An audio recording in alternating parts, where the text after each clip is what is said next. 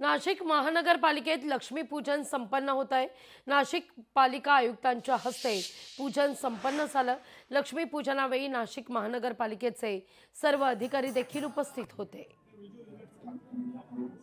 वर्षानुवर्ष जे एक पारंपरिक पूजा जे असते इथे ट्रेजरीमध्ये ते आज संपन्न झाली आणि महापालिका जे आहे त्यांच्या रोल जे आहे आता येणारे वर्षामध्ये खूप महत्त्वाचा होणार आहे। तर कुंभमेळा असो की सर्वसामान्य ला देणारे सुविधाबद्दल असो, तर त्यामध्ये निधीची काही कमतरता होऊ नये अशा प्रकारची प्रार्थना आम्ही महालक्ष्मी माताला केली। त्याच्यासोबतच सर्व जणांच्या कल्याण व्हावी अशा प्रकारची आम्ही प्रार्थना केली।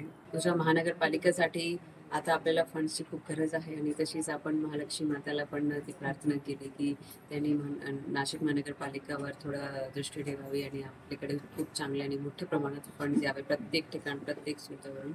तर तीच आमची आज प्रार्थना होती। आणि जेव्हा महानगरपालिका अस्तित्वात आली तेव्हापासून ही आपण पूजा करतोय, तर याचा आपल्याला पुढे पण पूजाचा काही जे अर्थ आहे ते हेच आहे की आर्थिक स्थिती आणि आपली बाकी सगळी जी स्थिती आहे ती चांगली राहते।